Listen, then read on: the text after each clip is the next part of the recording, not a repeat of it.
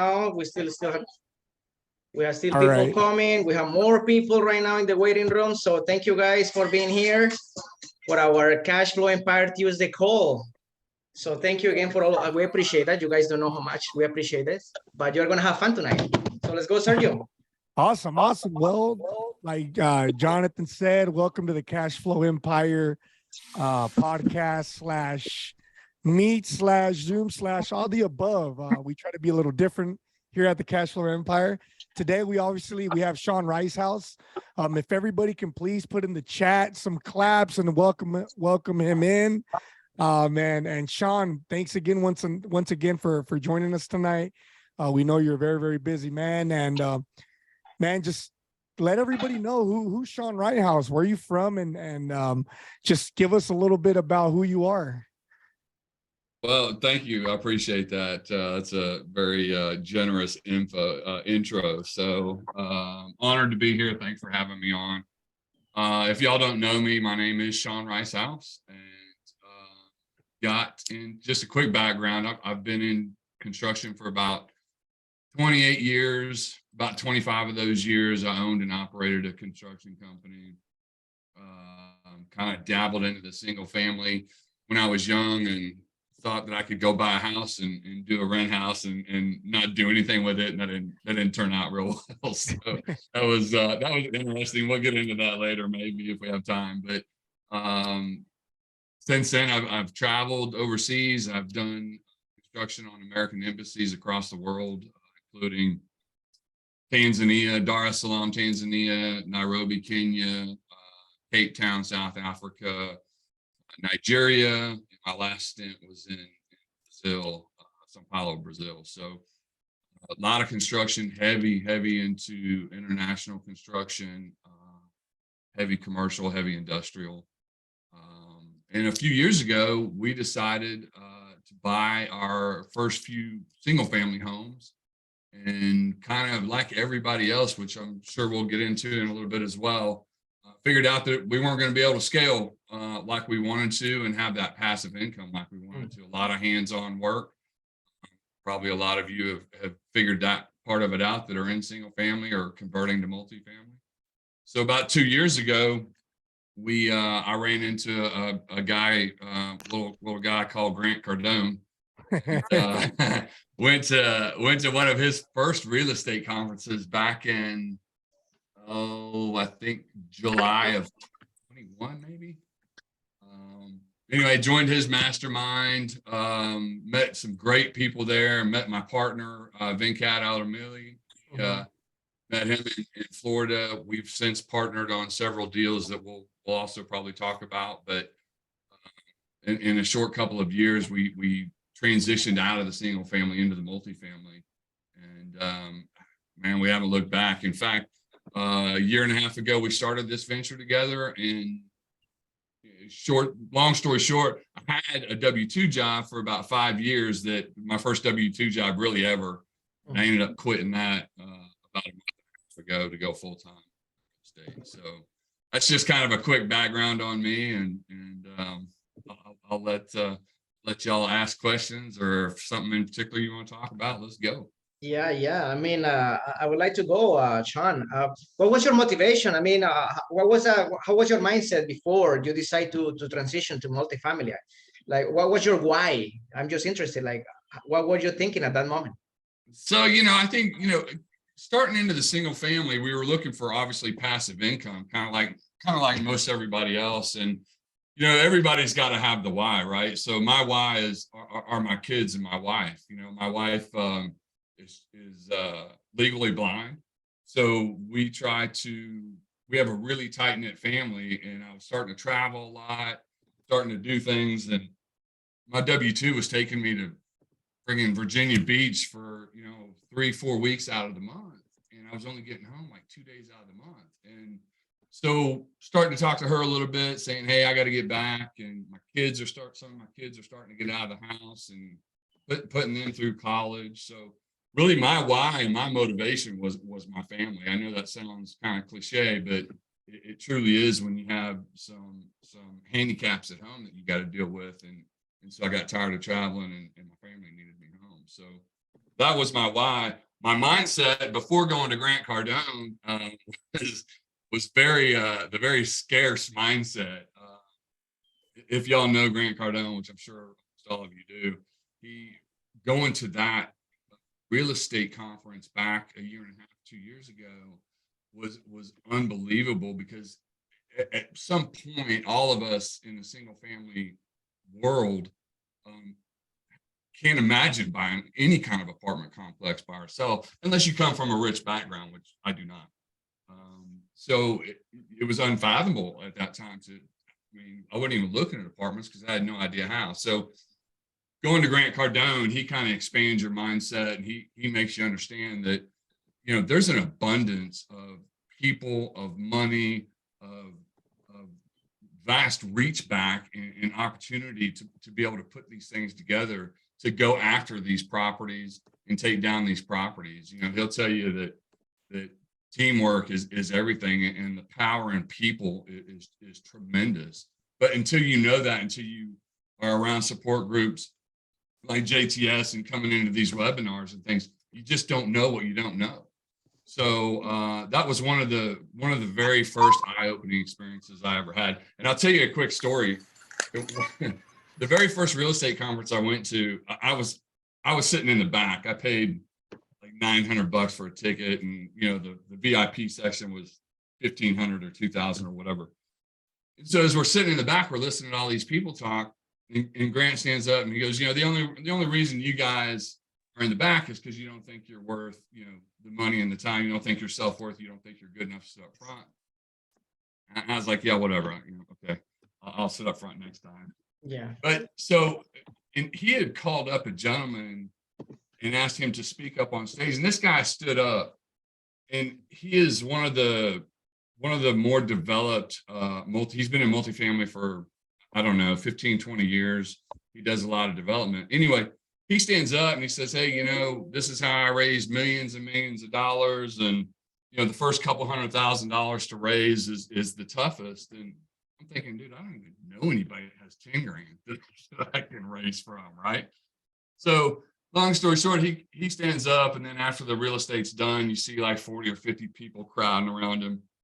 This guy happens to live in Dallas. So I ended up investing in one of his deals, and this is like a year and a half ago. I ended up investing in one of his deals, and we have since, not only have we collaborated together, we are actually spinning off another company within the real estate to start helping students in specialty trades and things like that. So it's unbelievable when you just start showing up. By the way, this guy's name is Alvin Johnson. Some of y'all may know him, but very, very good friend of mine.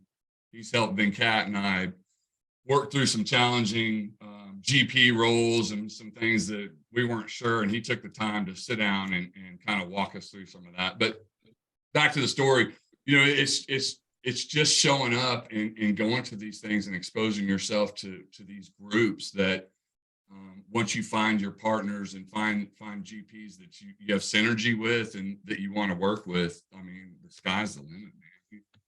We've since, I think Sunbelt Equity Group has since closed maybe 7 deals, and we're under contract on another 3 just in a year and a half. So we're action takers. We like to move. We like to find good deals. So yeah. Love it, love it. Before I give the word to Juan Carlos, are you using a microphone, right, Shawn? Are you? Yeah. Because I think that every time you go back, we usually share this recording with people. Every time you go back, you kind of sound a little far away, so your voice is fading. So I don't know if I'm the only one. Yeah, we love it.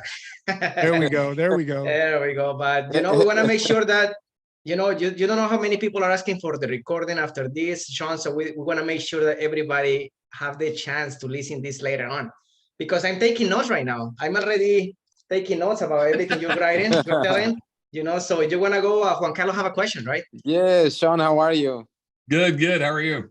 Doing great, brother. Here in Miami, and we can actually speak the same language. I'm into the remodeling construction for over 30 years.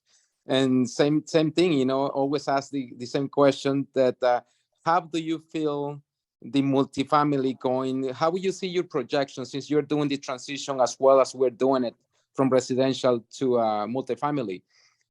How do you see the projection into the multifamily in the next 5-10 years based on your experience and your knowledge so far? So that's a great question. I think the transition for our group in particular, so right now it's challenging for everybody. Let me just start there, just because of what's happening in the economy and interest rates and everything else. So, you know, the transition, I guess, from single family to multifamily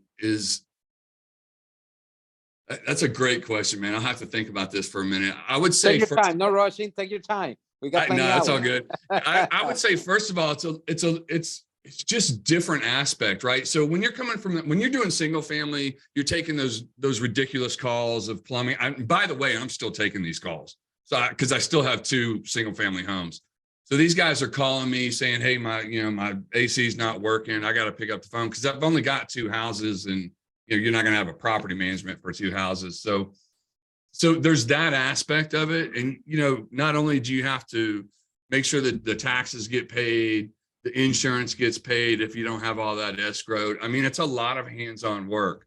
So I would say that the difference in multifamily from single family is that most of that is already escrowed, and some of that stuff is done for you within the team, right? So it's still hands-on, and you still got to show up every day. And by the way, it's not easy. I'm telling you, it's going to be work, but it's just work. You got to be there every day. You got to be after it. You got to take action. And it's not complicated. It's not rocket science stuff. It's guys like me that came from construction that can go out there and put this together, as long as you figure out what your value add is to that team, right? So you're going to have a team that's, you got to your 5 different stages of deal sourcing, asset management, raising capital, balance sheet guarantors, whatever that is. Whatever piece you bring to the table, that's the piece that I think you need to work on. In other words, leverage your superpower, if you will. So I think once you find that, and once you find your fit in or your niche with that, to me, it's not an everyday job. It's something that I enjoy going to do. It's not, going to construction and getting dogged on by the GC that a lot of us know about that are in construction. Sergio, I see you laughing, dude. You know what I'm talking about. But, and it's coming from that negativity world, and I'm digressing a little bit, but it's getting out of that negativity and getting into the right mindset. And 99% of the people in the multifamily world have the same exact mindset, the same end goal, the same goal at the end of the day. So it's easier to get there, in my opinion. Mm-hmm. But it's just, the single family world is just you, for me, it seemed like it was just me trying to do everything. Whereas the multifamily, you have a team, and it's a little bit easier to tackle and take these things down. Yeah, I definitely, Shawn, totally agree with you. I felt when I started my business back in the 90s, it's just me, and you feel lonely into the multifamily field. With this journey, it seems like you can collaborate more with others, and just do your job, based on business as experience. So I've been learning a lot through joining these teams, and as we are at LP as the Grand Cardone Capital as well. So I feel like this is family. I feel like when you are into the multifamily field, it's just more collaboration. It's you don't feel lonely, and I agree with you, totally agree with you. Yeah, I felt the same way before. Yeah, it's definitely collaboration. It's very cool when you can pick up the phone to one of your partners or one of your contacts and go, hey man, what do you think about this? And exactly, we're all kind of on the same level as far as the thinking. So it's not like, I'll go back to the GC world. It's not like do what I say because it's in the contract. It's more of you get to rely on somebody else's experience and get their view. Meanwhile, y'all having the same end goal, it makes things a whole lot easier to be able to do that. And it's a great feeling. Yeah. And let me ask you one more question. And I know that everybody wants to ask quite a few questions, but you're probably, 40s? 50s? I Just appreciate guessing. that, but I'm a little over 50. You look- Well, I'm 53. I'm 53, and that's a question that I'm gonna do to you. We're probably same generation as well. What would you do different if you start everything from scratch? Let's see if you have a year from now on to do something. What would you do? That's a loaded question, but here's what I would say. I would have started real estate at a lot younger age and taken it a lot more serious. Somebody asked me something similar the other day, and what I didn't realize when I was younger is that I think the biggest investment that you can make is in yourself. So when you go and you're trying to figure out if you should join a mastermind or pay for an education class or something like that for real world experience, if I had the money, I would take every class that I could when I was younger. And I'm not talking about college, and I'm not, disrespecting college.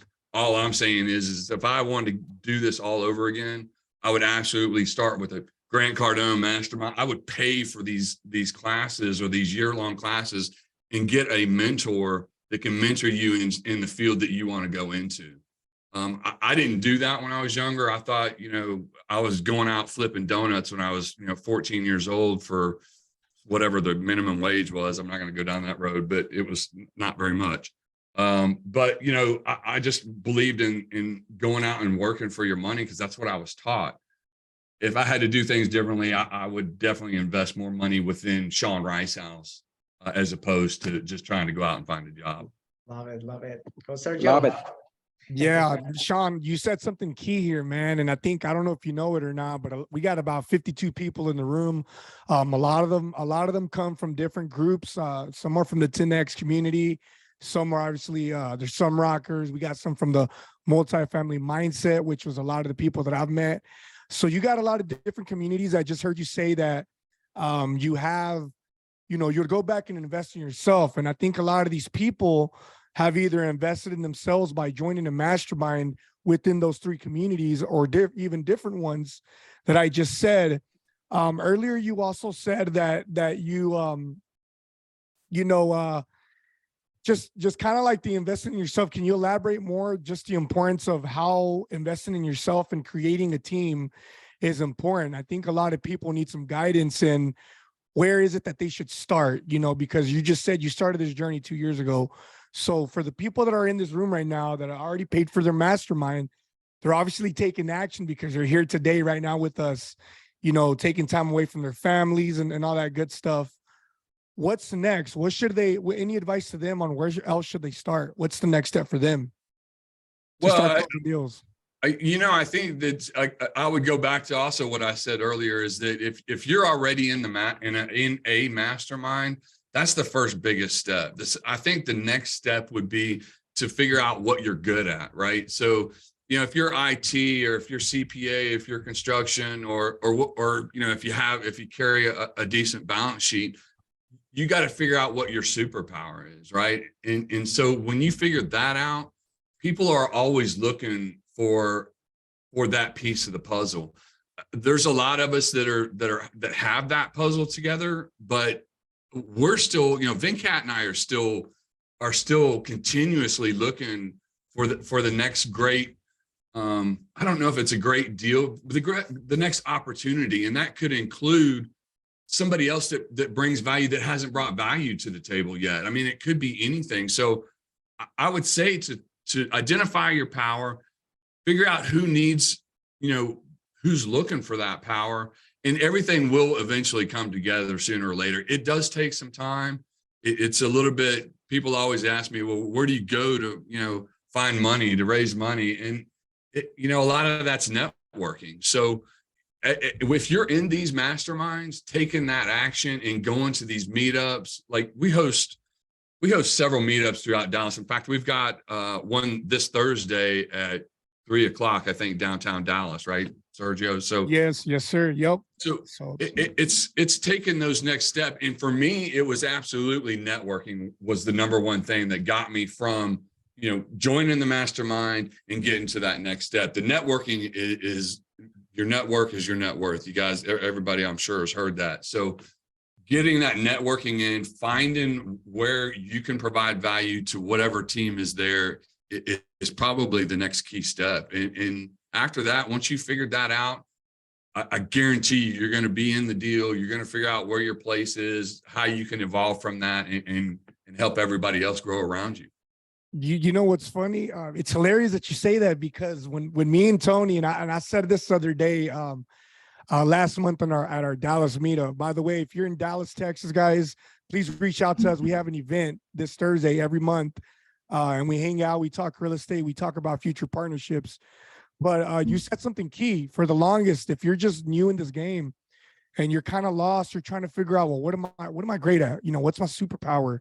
As Shawn was just saying, guys, whenever me and Tony and Jonathan partnered up a year ago, now a little over a year ago, I had no real estate experience. I didn't do the flipping houses. I didn't do the wholesaling. I went straight into the multifamily. And I felt a little bummed out. I'm not going to lie to you, because Tony and Jonathan had experience. They had these, wholesaling or flipping experiences, and I haven't done jack.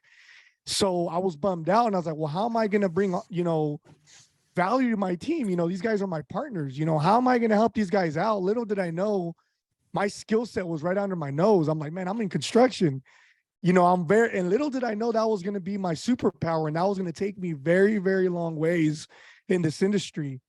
And it just, it just really, take the time, guys, figure out, sit there, and think about it. It took me a couple months to figure that out, to say, you know what, I'm able to bring this value to my team and to a team. Not only that, so, I just really inspire you guys, if you're lost right now, if you're just sitting there and saying, man, where can I help someone out? Just, reach out to us. Maybe we can help you find your why and what your superpower is. But Shawn, that was really nice, man. I'm sure a lot of people are going to really start going back and saying, you know what, I need to find what I'm great at. Jonathan, you got anything for Shawn? Yeah, of course. Hey, man, first of all, you guys are having fun through this call. Make sure that you send some fire to Shawn. We appreciate his time and everybody here, so we appreciate you guys send some love to Shawn. Put some fire in the chats, please, guys. Y'all know the drill, man. If y'all are learning some gold nuggets, let's go. Let's put some fire. Let's show Shawn some love for taking the time out of his day to come hang out with us tonight. So let's show him some love, guys. Come on, put some fire. I want to see we got 53 people, tuned in. Let's put 53 comments, please. Let's go, guys. Let's go. Hey, Shawn. So, we have a lot of people here that maybe they don't have a multifamily experience, but they're hungry, right? So my question will be how easy do you think that they can? How easy could be for them if they are starting out to actually go and buy a multifamily? Do you think that it's an easy way to get to be there, be a multifamily owner, or do you think that it's actually really hard? Because a lot of people trying to see if, I know I can do it, but I don't believe in myself, right? So do you think that it's an easy path to take, or do you think it takes a lot of work? No, I mean, it takes work. It's just not it's hard work. It's just not complicated work, right? So I think you've got to be persistent. You've got to show up every day. You've got to take action. You got to be, out there, like I said, networking. It's not, you don't need to go to school for it. You just need to show up, man. And showing up is 90% of the battle. It's like, we touched on earlier. If you're going out to these networking, and you don't have to pay money, by the way, there's networking in whatever city you're in. I guarantee you there's meetups. Go on meetup.com. I can't think of all the other ones right now, but I mean, if you're in this group, I guarantee you somebody has a meetup with that's local to you, and just start there. And from there, you're going to network and get to the next event. You don't have to go fork over, a plane ticket and hotel and all that stuff. So, yeah, it's work. Yes, it's not, I don't know if it's hard work. I guess it's hard work. It depends on what your definition of hard is, right? I enjoy doing it. So it's work. You got to put in the effort to get anything you want out of life. But Man, again, I think anybody can do it. It's just not a complex situation, especially when you're out networking and you're meeting a team that you can provide value to. It's fairly easy. That's awesome. There. Do you have a Juan Carlos? Do you have a question for Shawn? Yes, Shawn. You mentioned the Grand Cardone events. We probably crossed on those events. I want to mention that to you because you assisted on 21, right? You mentioned, but your face looks familiar. That's why I want to make that comment that your face looks familiar.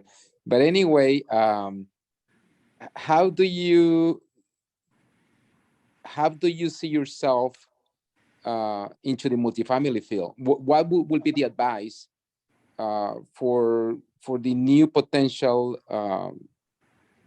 members that we are here now that are looking to move in that direction and be confident? I mean, because a lot of people get into this and they don't get, they probably want to see the results quickly. What will be your advice to the new people into this journey? Because it feels like you go through a lot of frustration when you are doing this transition. So we just I want to hear your advice to these people, and they have to be confident, and time will come. So you want me to answer that honestly, or? Honestly, because patience, I think patience is in a good way, a lot of times we mention to be patient, but I feel like that's why I'm asking this question. I see a lot of frustration in for many people. I don't want to, this is going to go over like a Led Zeppelin in this group, but I'm going to tell you right now, if you're looking for a quick buck, this is not the industry to get in. So this is a waiting game. This is a wealth building game. This is a passive income game. It takes time. I was having a conversation earlier today with one of my partners, and we were talking about, somebody else had called in on one of our webinars. They said, "Hey, I'm thinking about quitting my job," and we're like, "Okay, well, what have you done? Where are you at? Where are you at in your journey? And have you, what do you have? Tell me." And she was like, "Well, no, I haven't bought anything yet, and but I'm thinking about quitting." I'm like, "Okay, so let's step back. First of all, in my opinion, it takes anywhere from a year to 2 years to generate enough passive income, and it may be different for everybody, right? Somebody may look for X amount per month, and another person's look for a next level X amount per month. And so the passive income part takes a couple of years to get established once you get going. There are some upfront, some acquisition fees and things like that you can collect once you get in on a GP side of the deal. But again, it's, in my opinion, it is not enough to quit a W-2 within a year. I think I was fortunate enough to be able to retire from my W-2 because I've been an entrepreneur most of my life. The construction industry provided me with 25 years of ownership. The last 4 or 5 years is when I decided to come to another company and open up an office here in Dallas. And it was probably the worst decision I ever made, but it led me to here. So it ended up probably being a good decision in the long run. But it's a generational wealth building game. If you're in it for a paycheck and you think that's going to come quick, you probably should stay with flipping houses or something that's going to pay off in the short term. This is just a long-term game, and patience is virtue. It's going to take a while. So I certainly don't want to mislead anybody, and I don't want to discourage anybody. I guarantee you, if you stick with it, it will pay off. I retired from my W-2 in a year. Again, I had a little bit of setback from my previous companies to be able to be fortunate enough to be able to do that. But please be patient. It will generate more wealth than you can dream of, and more passive income that you can ever imagine. And it's worth the wait. It's just not an overnight success like some people think it is. Can I add something really quick to that, guys? Man, guys, this is, here at the Cash Flow Empire, what we like to do, we don't like to sugarcoat anything. So Shawn, feel free to let the truth out, your experience. Like, we do not want you guys to leave here and you know, be painted a pretty picture. The reason why we do these calls is so that we can learn, so that we can talk about real life experiences about closing these deals, you know. And you said something, I mean, you know, it takes a couple years to actually quit the W-2, which kind of leads to my next thing, John. And I'm sorry for cutting you off really quick, but I think it's important that, Shawn, if you were to just kind of mention, a lot of these people, and including ourselves, when we first started taking these mentorships, we hear about these acquisition fees. Oh yeah, you know, 3%. Oh yeah, you know, 2%, 5% acquisition fees. Can you explain like what the reality is of, you know, as a first time, you know, investor coming in and expecting these high returns as an acquisition? Like, how realistic are we able to get those type of splits?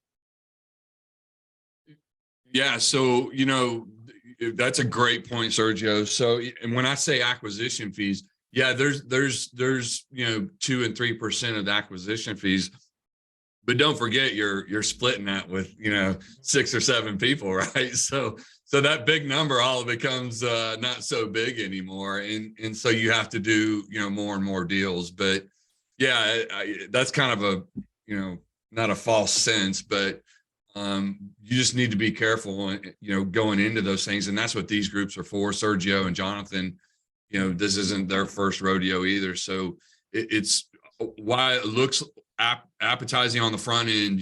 You know, you end up splitting that with your partners because it's not just you that got you there, right? It's whoever brought the deal. It's whoever did the underwriting. It's whoever did the balance sheet. It's who's going to play a role in the asset management. It's who's going to, you know, raise capital. And all those things are all, you know, split out according to the contributions that your team puts in. So yeah, it ends up being, you know, diluted down a little bit, but at the end of the day, you know, between that and the passive income that comes in, you know, I think honestly, within 2 years you could make a pretty good living. That is awesome. No, thank you, Shawn. So I have a question here in the chat. If I'm gonna go a little bit through that one.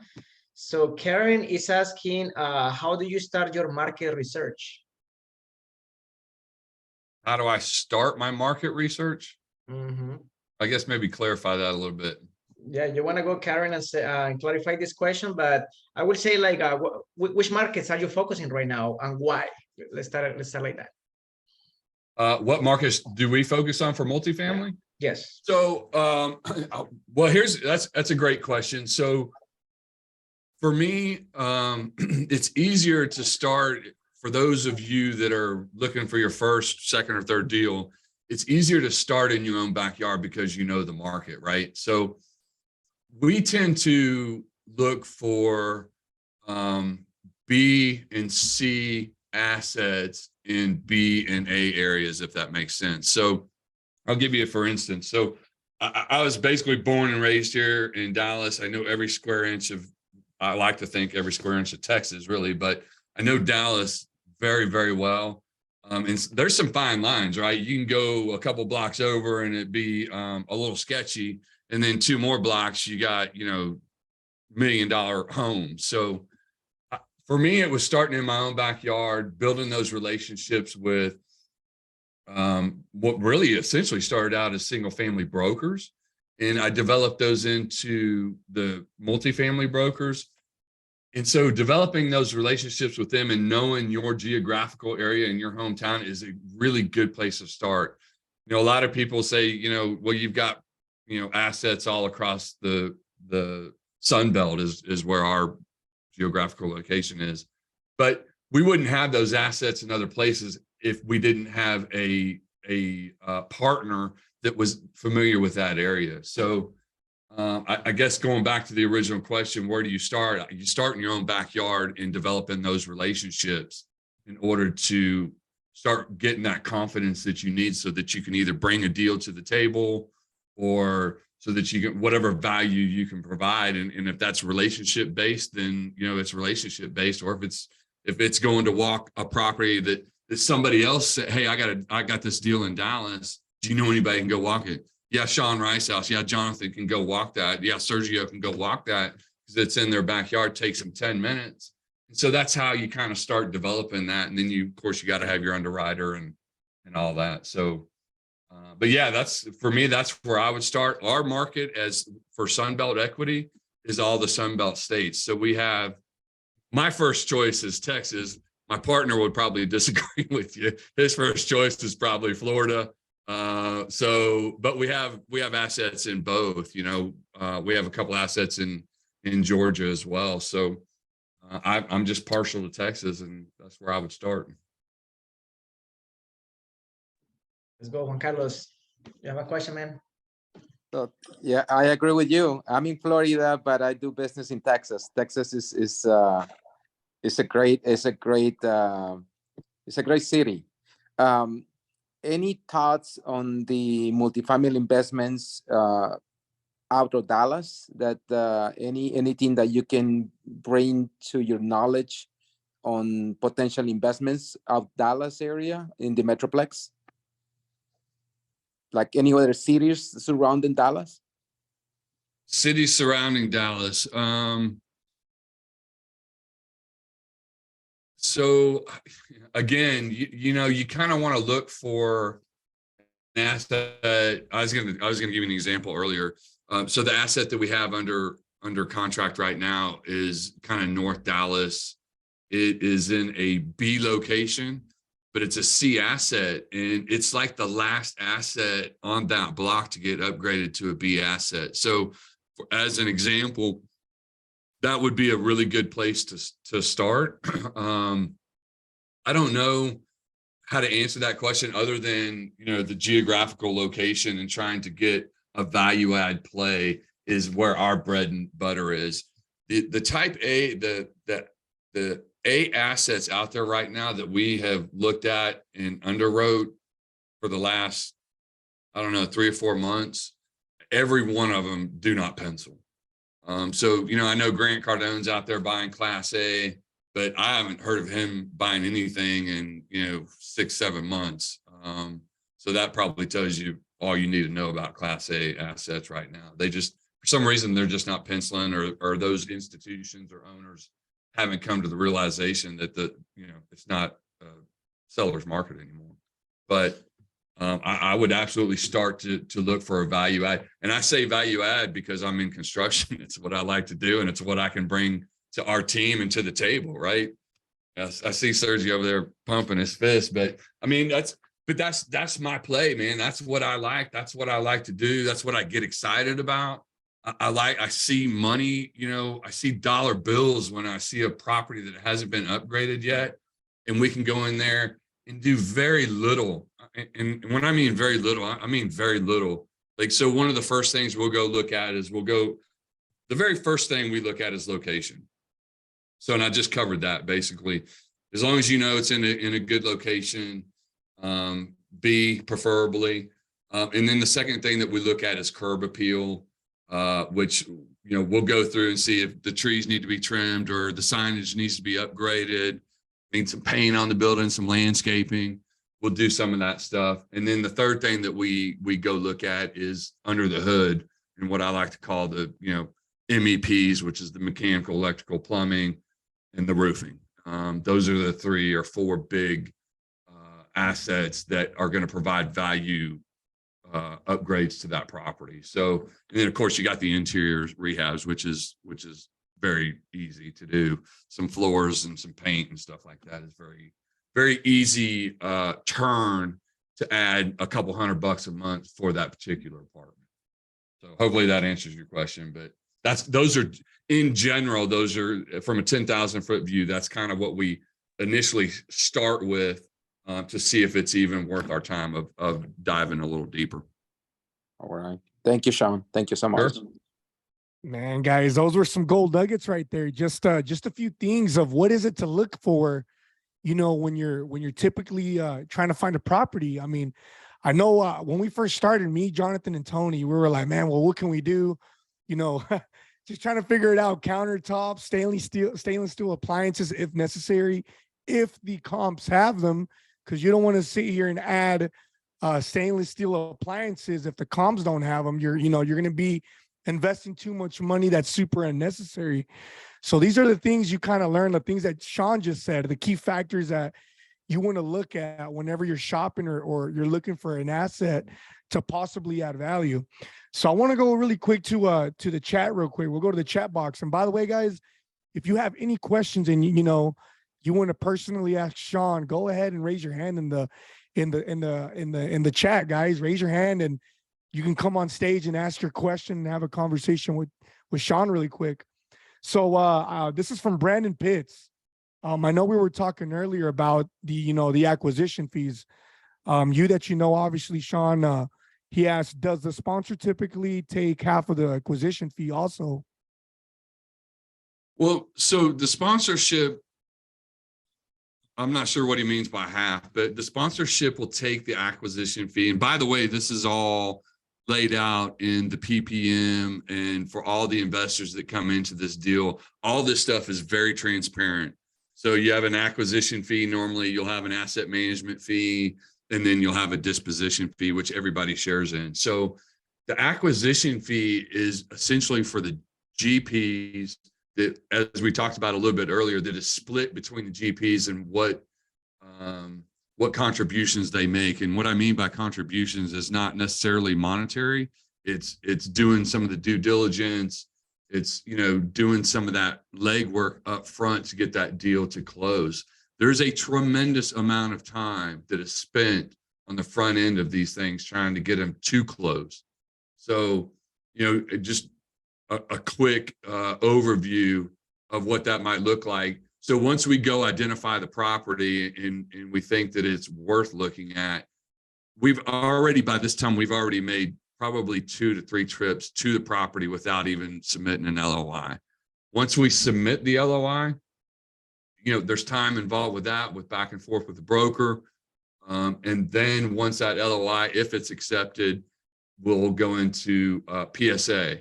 So from the LOI to PSA, we're probably making, we made 2 other trips. We organized on this last one. I'll give you an example. On this last property that we did, between the LOI and the PSA, we had probably 6 or 7 different trades out there just to make sure that we didn't miss anything. And this is huge. And I don't normally share this, but I will. So like on this one, for instance, since it was an older property, there's some, we had to check and make sure if there was aluminum wiring, copper wiring, and, not galvanized plumbing and copper plumbing. But what we decided to do was get not only the specialty trades out there, we decided to get our insurance carrier out there. We decided to get our lender out there and make sure that they're okay with how this property is already situated as an as-is condition. So when it comes to close, and why we did this is because we've been bit before. We've closed, and then the insurance comes in and goes, man, you got to spend $100,000. You need to go fix these potholes. You need to patch the roofs. You need to repaint the outside. I'm going, are you serious? So in order to alleviate some of that, between the LOI and PSA, we asked for some free access, if you will. And we took all these people out there to ensure that, our investors are not going to be put at risk after we close this asset. So that was one of the main things that we try to do, going forward in getting some of these things done. So, yeah. Let me add to something you just said, guys. I was a freaking gold nugget here. Like if you didn't jot that down, like he just explained the importance of the process from the LOI to the PSA, and it's just super important. A lot of us get told, just submit the LOI. A lot of people are talking who've never closed deals, submit the LOI, and they've literally have never done anything that Shawn just mentioned. And I think Shawn's the first person that I know, and we're coming from a contractor point. When I seen that he did this, I was like, dude, that is one of the smartest things you can do, because like he said, you don't want anything coming back and biting you in the ass, because then you're upside down in a sense. Would you say, Shawn? Yeah. I mean, like I said, on one of our previous properties, we had the insurance guy, and I thought, of all people, the insurance, really? And I get it. They want to protect themselves, but I mean, we're talking about, it was ridiculous. We ended up spending, several $1,000s on something. And I was like, we were just out here walking this property right before we closed. Where the F were you when this was going down, right? So, and then you want to come back 2 weeks after close and give me a laundry list of crap to do? I don't think so. So, and kind of how I mitigated that a little bit is I said, look, you need to go look at all the evaluations that were written up during due diligence, because no matter what property we close on, we'll go and get a third party and they'll bring specialty trades in. I don't normally get the insurance guy out there and the lender guy, but in this case, I got at least the specialty trades, and I told him to go look at the reports, and they finally ended up, backing down a little bit. But yeah, I mean, you got the whole name of the game is to protect the investors, right? If you don't have the investors, you got nothing. And I'm not going to put, my investors' money at risk before I can able to bring them to the table and say, look, not guarantee, you can't guarantee anything in real estate, but I mean, as much as we've mitigated, any risks that are involved moving forward. Let me add a follow-up, John, really quick. And I think it's super important now that we're talking about it. I don't want to forget, my bad, brother. Man, let's get real for a second, man. How serious is submitting an LOI? How are you playing with fire? If somebody says, you know what, I underwrote it, let me just submit an LOI. How serious is that right there? A lot of people get told just, start submitting LOIs. How serious is that? Well, so I'm going to answer that two ways. Okay. And I'm not a attorney. So let me start with that. So an LOI is not binding in any way. So yeah, you can submit an LOI and kind of be not too concerned with what's in that LOI as far as legalities are concerned. But the flip side of that coin, and I think more importantly, is it's your reputation at this point. So if you just go and start submitting, 15 LOIs on crap that you're not really interested in doing, you're going to end up, you're not going to burn the relationship, but the brokers aren't going to take you serious. The sellers aren't going to take you serious. Your name's going to get around. This is a ridiculously small world in the multifamily. Everybody knows everybody. And I think once you start taking down assets and you start proving yourself as a real player, these guys really look at you. They start calling you this again. I'll go back to this deal that we have. This was an off-market deal that we've closed with this broker. We've closed 2 other deals with him. He called me. There's no OM on this thing. There's no nothing on this property. He called me and said, hey, do you want this? And that's only because our team was able to close the previous 2 deals. And we're not out there, willingly, submitting LOIs to stuff that we're not interested in. So no, it's not a legal binding document by any means, but you need to be serious on what you're doing, because the last thing you want is any kind of stigmatism on your name in this world. This world's very small. So I know that's a long answer, but that's my answer. Oh man, before we go to Victor, we have a question in the chat from one of our partners, Juan Carlos Gomez. He's here. So how are you working out the current interest rates? Because the market is crazy, and I don't know, you want to also say something about banks closing and why real estate is a good asset? I don't know. You want to just give an extra? I think that's a 4-hour topic for another time, but here's what I will say. I think the interest rates are starting to flatten just a little bit. And I think it's very important when you're going into LOIs, or for sure the PSAs at this point, to explain your situation. So the sellers are still in a market where they think it's a seller's market to some extent. So we're going to have a lot of distressed debt deals come out this year. We're going to have a lot of people trying to refi when they didn't figure, 6 or 7% interest on refi, things of that nature. But I think it's explaining the situation and how you got to your number. So if they're asking 10 million for a property and it only pencils at 8.2 or whatever that number is, for me, it's very important to be very transparent on how you got to that number if you're going to go ahead and submit an LOI. And by the way, I would submit an LOI because I think you're going to be, a year ago, you couldn't do that and get away with it, right? Everything was over asking price and people were fighting for deals. But now I think they're starting to understand, and you've got to help the seller understand, and the broker in some instances understand why you got to that number. You have investors that you're projecting returns to be a certain return for their money, right? So you need to tell the broker or the seller, hey, I got to this number because interest rates are X, and when we exit or refi or disposition, not disposition, but when you refi, if that interest rate is still at 6 or 7, you got to explain that to them, right? And so not only that, here's another thing that for those of you that are at this juncture and you're going to start submitting PSAs and stuff, right now insurance rate, guys, are through the roof. So last year at this time, I think we were budgeting, I don't know, 550, 600 or so a door. Right now, our last insurance quote on an older property was about $1,200 a door.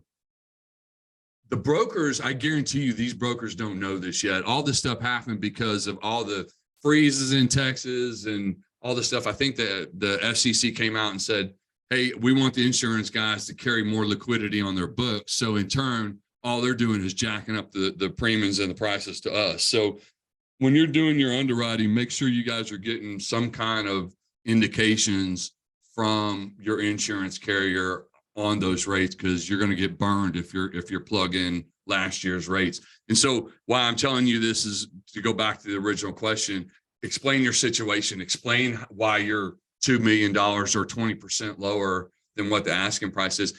And I guarantee you 9 times out of 10, whether they accept the deal or not, they'll at least come back to you and say, yeah, we understand how you're getting here.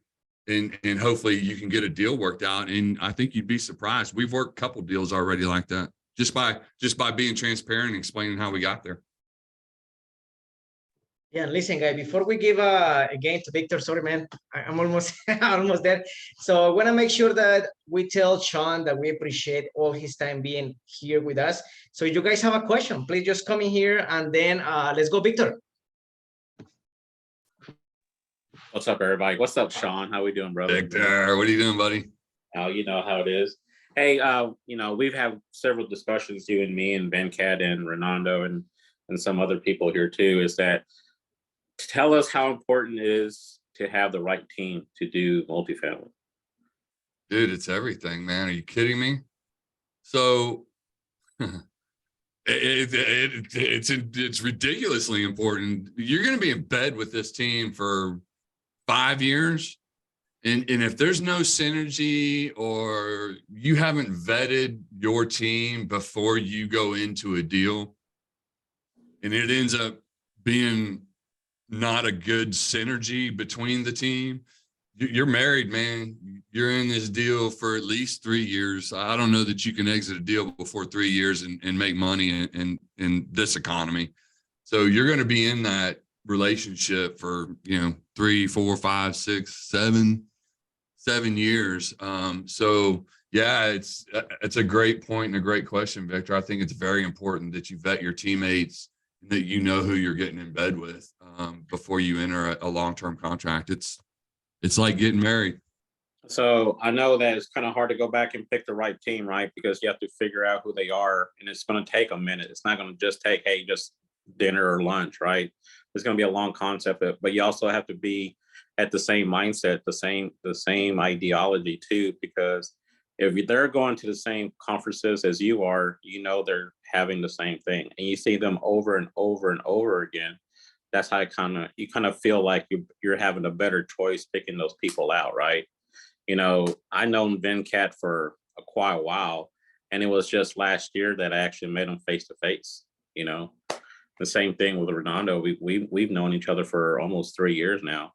And then, it's just a great relationship, guys. Whatever and whenever you're ready to jump into that relationship, like Shawn was saying, just test it out, date for a little bit, figure out what they do. and it's going to be a lot easier for you to have that long relationship. You know, I know Sergio and Jonathan and Tony and Marcos for over, I think, almost 2 years now, I think. So It's been a while. It's takes been a time. while, brother. That's it. Thanks, guys. Good question, Victor.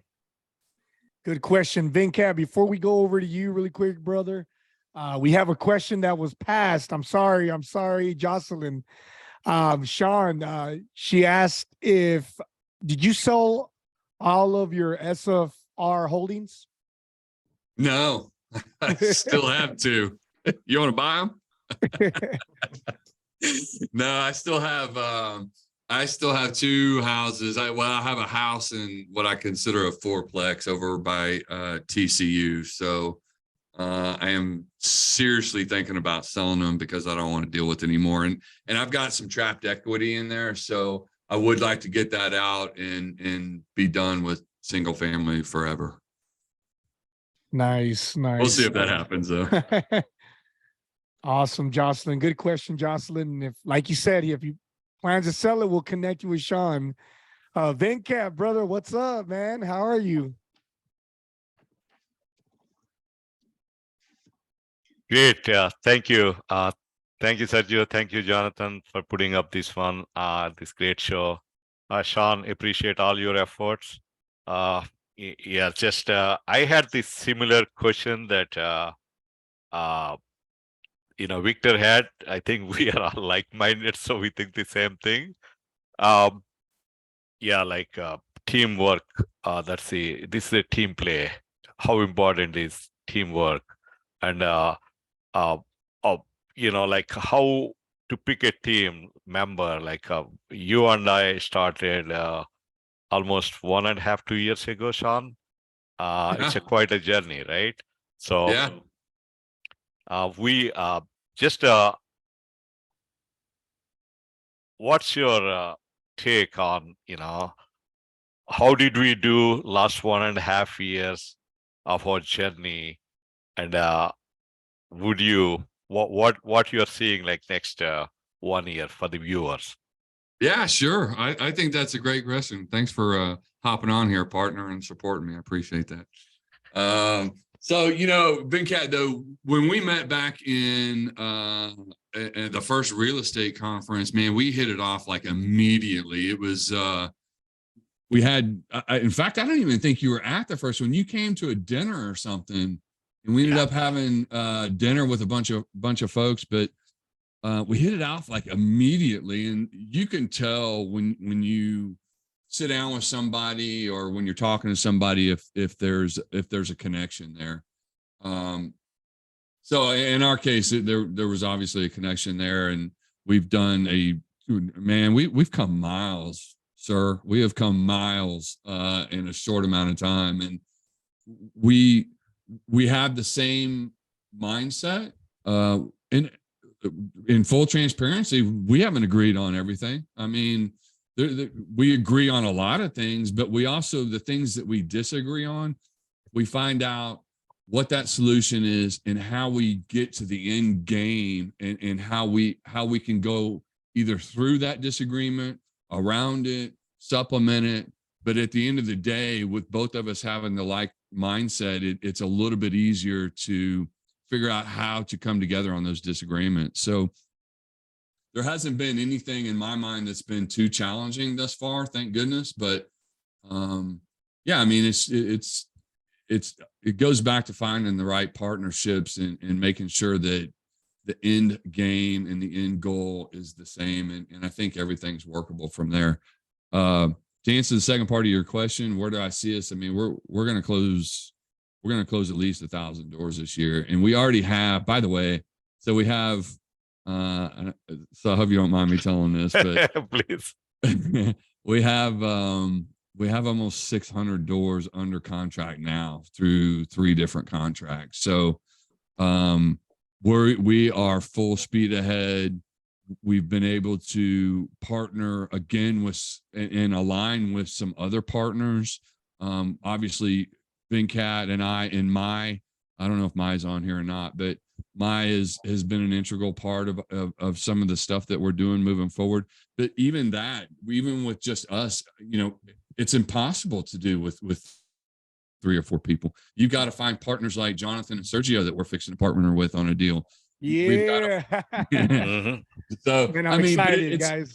it's expanding your network. It's networking. It's expanding. It's partnering. It's taking that same core. In our eyes, it's taking that same core and dividing and conquering and bringing in other partners and other deals. And again, this is where it goes back to networking for some of the people that are looking to still get into their first deal, second, or even third deal. You always have to be networking to find out where you're going to fit. You're not going to stay with the same, you'll stay with the same core team probably, but in order to scale, you have to be able to partner with other companies and other entities so that you can scale on that massive scale. So yeah, I mean, it's going to be a good year. It's going to be challenging, I think, with the interest rates, but I think there's going to be some ridiculously good opportunities with some distressed debt assets coming out. And I think there's going to be a lot of good stuff coming out.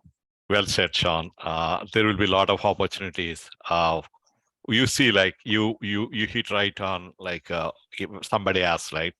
First 2 years, it takes 2 years, right? First 1 year, we have done like almost 6-7 deals, right? We were adding value for most of the deals, right? We were not expecting anything. So that's where first year is all foundation. You just lay foundation. I think we paid more money to our trainings than what we got, even, still. Yeah. But Venkat, it goes back to what we were talking about earlier, right? It's investing in yourself, man. Absolutely. If I could go back in time, I swear I would scrape together every single dollar and put it in Shawn Ricehouse, in Venkat, and you guys got to believe in yourself, get the confidence in yourself. And you're not going to do that by yourself, by the way. You're going to have to invest in and partner up with somebody, find a mentor. A mentor is a big, in my eyes. Yep. Yeah. So, Thank I mean, you. it's just, yeah, it's just a big step. And I think you just got to invest in yourself, man. Absolutely. Good night. Thank you, guys. Good answer. Good question, Shawn. We have a Davide coming. Do you want to go over your question, brother? Hey, Shawn, how are you? Good, man. Good. How are you? I'm doing great. So thank you for your time and your knowledge and all of the things that you bring to the table. It was amazing. I look quickly. My question, you say a great tip about the insurance. Is anything else besides the insurance that changed from last year that we should take consideration when we do underwriting a deal? So the insurance is the biggest thing that I think that people haven't really grasped yet. Interest rate is all over the place, right? You know where the interest rates are, and whether you go with a bridge or a Fannie or an agency or a bank loan or recourse or non-recourse. I mean, those are all, big what we call key point indicators, KPIs. Insurance, the interest rates, depending on the vintage of the property, it kind of goes back to what I was saying earlier. If it's an older property, be very careful on, what kind of wiring is in there. If it's aluminum, if it's copper, if it's aluminum, is it pigtailed? Is it not pigtailed? Is it stab lock? Is it, some of these other breakers that either the insurance is going to make you replace, or like Freddie Mac will come in and tell you, oh, well, we didn't realize they were stab locks. You got to replace all the breakers in the whole entire property. That's one of those reasons why we get early access to the property and have some of these people come out to help you and your team mitigate some of those risks. So other than hardcore numbers, I can't think of anything offhand other than going and making sure that you get that access and getting those specialty contractors out to help you mitigate some of that risk and some of those potential losses, I guess. Appreciate. Thank you so much. And Sure. Also, you say bring in early stage the people. You meaning once you submit the LOI, you put a note that you want to have somebody coming in and do some early inspection in the property? Yeah, so a little trick that we do is, of course, you're going to go by, and if you have a construction guy on your team or something, that's a really good kind of quick assessment, if you will. But once if you have submitted an LOI, if you think the property's worth pursuing, and you've submitted that LOI, you can drag your feet a little bit on some things. The broker will always push you to try to get the deal done because they obviously make money as soon as the deal is closed. That's when they get paid. So there's a little bit of time there between, hey, we accept the LOI and PSA. So once you go into PSA, it's usually 7 to 10 days before that PSA gets executed.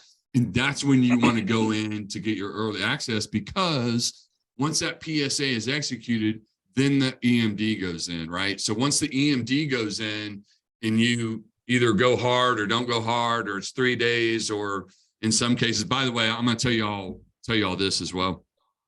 In today's market, we've been able to not get away with it. That's probably not the right terms, but we've been able to split our EMD up, right? So back in the day, all the way back 1 year ago, you had to go hard on 1 or 2% of the total value, right? And it had to go hard like day one, and it was non-refundable.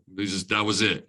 Now the last 2 projects that we have either acquired or gone under contract on, we've been able to split that EMD up. So we'll do 0.5% on day 3, and then we'll do the other half at the end of due diligence, which is super helpful on an older vintage property, so that you can get all the kinks worked out, further mitigate any potential losses before that money goes hard and non-refundable. So hopefully that helps answer some of your questions, but just a little tricks of the trade, man. But as far as, big deals right now, man, people are going to get murdered on insurance. Please get insurance quotes, and please have your debt guy give you some indicators as well. Thank you so much. Appreciate it. Good question, Davide. Good question, brother. We were going to turn it over to Juan Carlos, but I think he exited. He might have been gotten busy. But we're going to go ahead and Helen, before we get to Helen, let's get some questions. Let's get some questions in the chat real quick. This is from Roseanne. Do you set up the partnership as a single LLC, or does each of you have your own LLC and then come together as individuals on the deal? Yeah, that's a good question. So you can do either. Most of ours are our LLCs going in, but you will set up once you get into PSA and the PSA is executed. You're going to acquire the asset, or at least you think you're going to acquire the asset, as long as the DD turns out.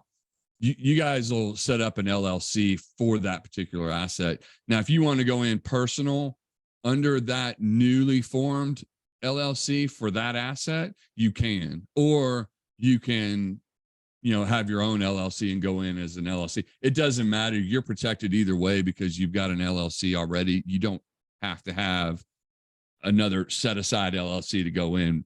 I think most of us on our team just happen to already have an LLC set up. So that's how we enter. Nice. Good question. Helen, come on stage and welcome. Hi, everyone, and hi, thank you so much for being here, Shawn. It's very valuable, all the information that you have given us. I really appreciate it. My question is about you have mentioned the broker.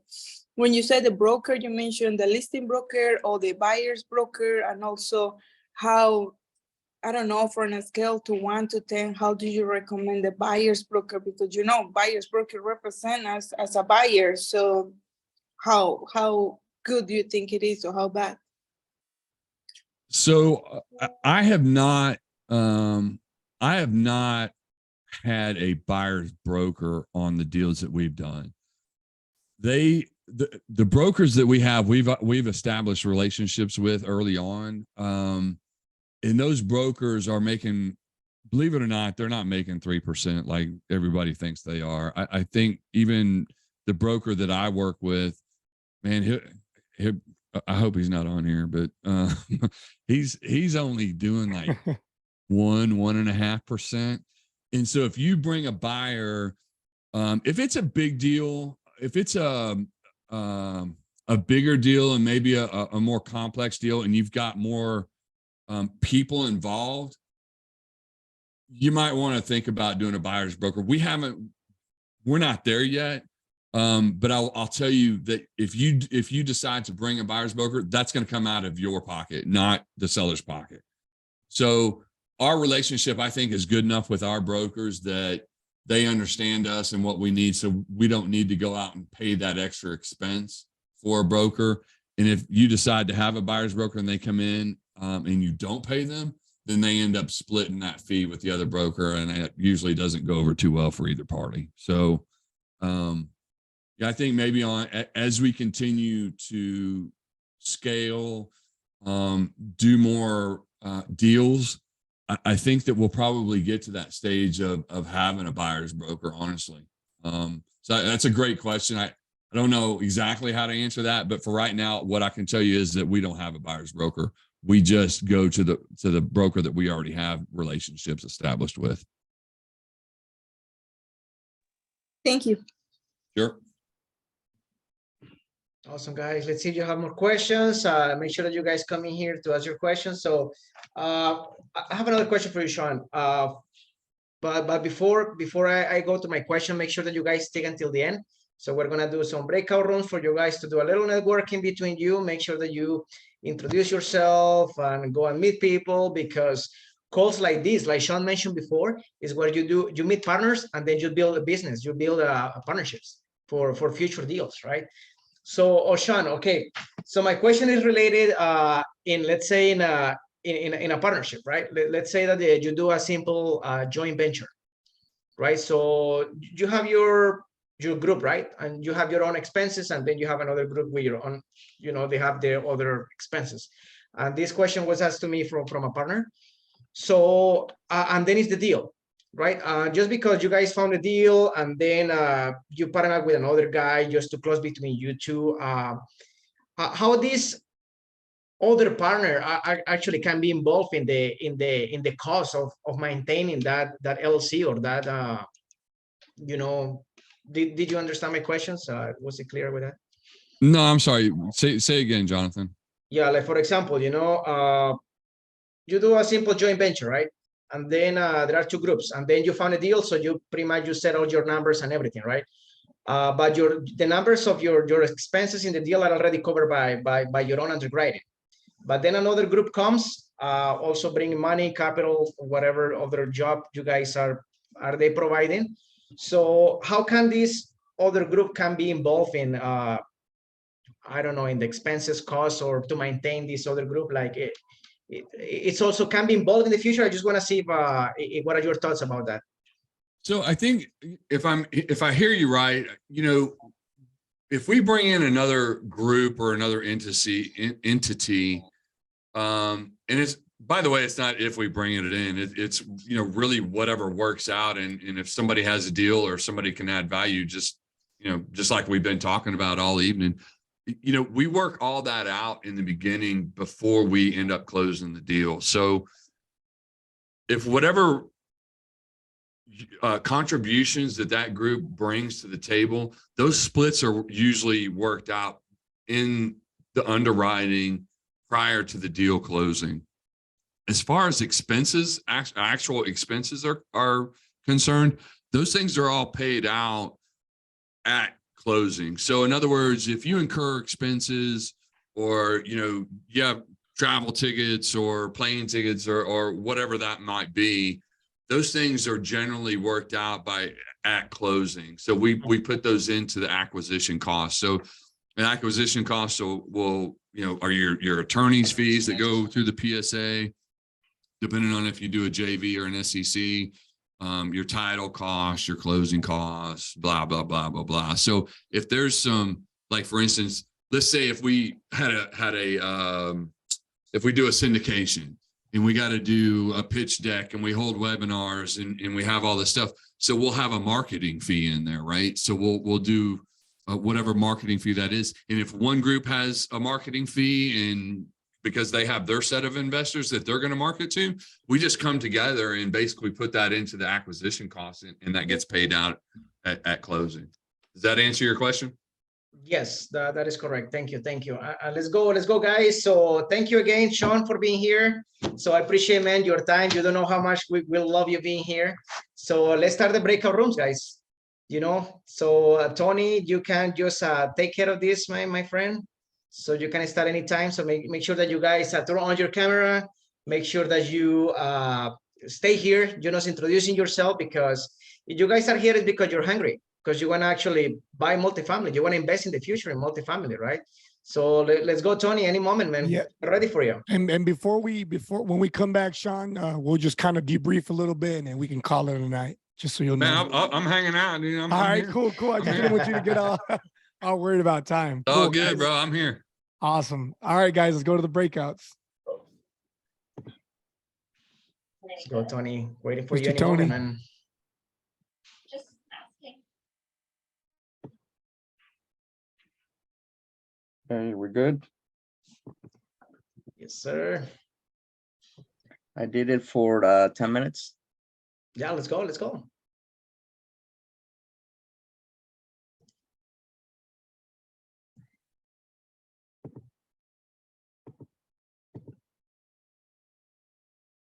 Mhm.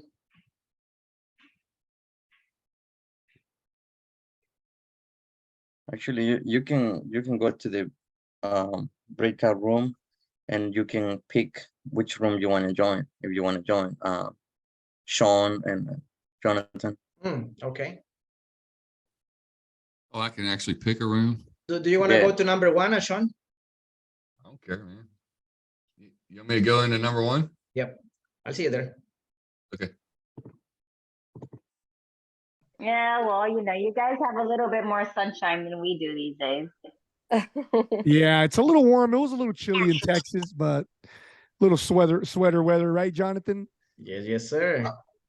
How are you guys doing? I tried to bring Shawn in here to see if to kind of give a quick introduction to Juan Carlos and Shawn. So let's see. Yeah, let's invite him in. We got like 4 minutes or so. Yeah, we got Mhm. we got 8 minutes, I think. I can't see. Am I going blind? Shawn was very good, guys. He was very He honest was and amazing. transparent. He was Killing it. awesome. Killing it. You Bringing know, it to every the- presenter you guys have had are really, really phenomenal. Like everyone you had so far, they are amazing. Their experience, their knowledge they share, it's mind blowing. We try our best. You know, it was a rough journey for us. So we try our best to try to provide as much value. So thank you so much for You supporting. guys are doing us. great. I emailed Jonathan today. I said, this is phenomenal. Did you see how they are showing you some love, Shawn? I love it, man. This That is is good. awesome, y'all. I want to come on this again. I have too much fun here, dude. It's ridiculous. Awesome. We'll make I it happen again, brother. I We'll could make it literally happen. stay again. on here for like 3 hours, man. It's like, Yeah, no, actually, Sergio, you Shawn, gotta you know, connect me on email to Shawn because maybe I'll buy his SFRs. I still love my SFRs, guys. Don't shit on that too much. you know, hey, it's different for everybody. I'm just I believe in going all in on like one thing and being good at that one thing, right? So, and don't get me wrong, Jocelyn, my SFRs do really well. So if you are interested or if you're serious, let me know, because like my TCU property is a phenomenal property. I just don't want to take the call anymore that, you know, dealing with tenants, and if they're late payment, then you got to send out some dumb email by the 10th saying you're going to get, you know, I don't want to do it anymore, but they're great assets. Yeah. No, I get it. But you know, when you own SFRs in New York, they're worth quite a bit of money. So my net worth is pretty high, and I can't see myself liquidating all of that just to get all in on multifamily. So I'm always interested in a good deal. So I am serious. I'd love to see what you have and see if I can take it off your hands and, you know, add it to my portfolio. Well, if you got all that liquid, you should refi, get that trapped equity out, and come invest in some of our deals. Yeah, I'd be happy to do that. Absolutely. Or just- I'm always looking. I'm a part of the Brad Sumrock group, and it's like you know, looking for a punishment because I keep going and going. I sign up for the mastermind. I went to Atlanta with Jesse Itzler. I did all of that. And I just went to the event they had in Mexico. And I keep saying, okay, I'm going to get in. But everyone keeps telling me to get rid of my SFRs, but I just don't want to do it yet, you know? No, don't do it especially if they're cash flowing. I mean, that's the name of the game is passive income. I mean, that's the ultimate name. I mean, so if they're making passive income and you're doing good with them, keep them. Yeah, definitely. Well, thank you for your honesty, because you were amazing. There's some people who sugarcoat things, or they say, oh, go in, you'll do this, you'll make this, you'll make that. And you were very transparent and saying, okay, guys, it's going to take a little while to make that passive income. It's going to take a little while for you to be able to earn those acquisition fees and everything. And that's not something that's fully disclosed up front. You know, a lot of people go to these events and they say, oh, I'm going to earn this or make this. And that's not necessarily the case, right? When you're first getting started in multifamily. Yeah, I mean, it takes a minute. And, you know, the last thing I want to do is like I said in the beginning, this is such a small world. And if you go up there and sugarcoat stuff and tell somebody something that's not entirely realistic for them to do, and they've taken that leap of faith of seriously entertaining quitting their W-2 or whatever that is, they're going to come back and go, liar, dude. And I don't want my name out there, you know, saying, oh, well, you did it in a year. You told me I could quit in a year. And, you know, you just don't want that in this world. So I think transparency and honesty is the best way. And I think people appreciate that. Yeah, definitely. So thank you so much for being a breath of fresh air in this world, for sure. Yeah, no problem. And next time you come to Sunrock, so look me up. Let's hook up and have a couple of coffee. I'm going to go to the R2R in the next couple of weeks. If you're going to be there, I'll be there. I live here, so I'm here all the time. Yeah. All right. Well, Sergio, send me the info. Thank you. So I can let them know I'm going to be in town. Will do. I think John's got something for us really quick. Hey, John. No, I just want to say that Jocelyn is it's amazing. We stay hanging out. You know, Shawn. The funny part of this is like, you know, usually we go to these events, right? When you do networking, and then you want to network as much as possible because you are meeting a lot of people that are taking action. So sometimes you stay hanging out until 2 or 3 a.m. or whatever it takes, right? Just because you want to meet people. And Jocelyn is one of the people that we usually go and do connection. We stay until we prefer they're talking the whole day than actually going bed to sleep. That's what it is. So. And I feed them chicken McNuggets at like 3 a.m. Yeah. Well, I'm gonna tell y'all something. Y'all are probably a lot younger than I am, so I'm out. Like my day starts at 4:30 or 5. I do not hang out till 2 o'clock in the morning anymore. So. Oh yeah, but Nishma, do you have a question that take the opportunity right now that Shawn is here, so. Well, I gotta say, because of Tony, I'm actually going to be hopefully, keeping fingers crossed, doing my first syndication deal. So I'm on Jocelyn's side. I have some SFRs right now, and I'm really looking to expand in the multifamily scenario. I've never done it, but the thing is, I trust Tony 100%. So I'm going all in. So I've already talked about my second and my third. I haven't even done my first yet. So that's the way to do it. Congratulations. That's the way to do it. Get it. No, that's awesome. No, thank you for being here, really. And Shawn, man, private man, pretty sure that you killed it tonight, man. As you see, it was already hour and a half, and people stay here. The whole 50 plus people, they were here the whole night, hanging out, and we're gonna be sending the recording later through YouTube and the same podcast through Spotify. So, yeah, man, people will hear what you say tonight. Yeah, Shawn, you were great. Look, thank you very much. And hey, I'll say it again here before we close out tonight. But look, guys, I very much appreciate it. I'm very honored that you guys had me on. And I love to talk about my experience and share my knowledge with everybody. And it's a pleasure. And I really do appreciate y'all having me on, really. Not a problem, brother. Thank you for such a short notice, though, because we were on the call. Like, you're gonna be our next speaker. Like, it was like Friday, right? Yeah, it was last week. I was like, Shawn, you know what? You're gonna be our next speaker. So let's go. Get it.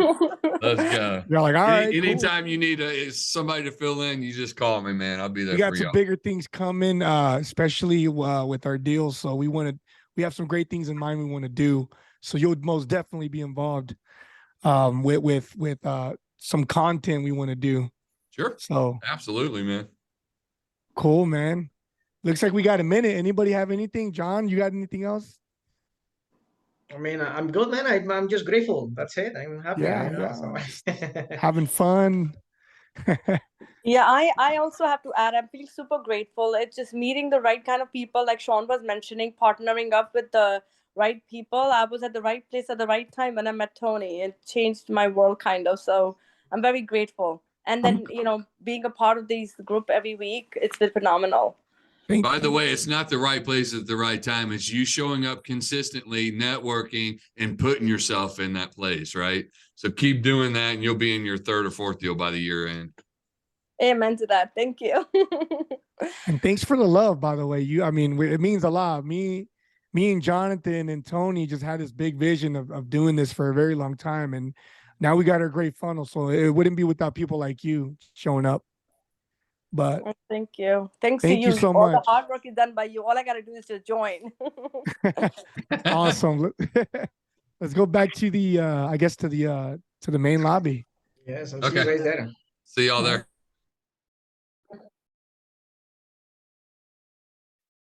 Just let everybody join back in. People are coming back in. So did you guys have fun tonight or what?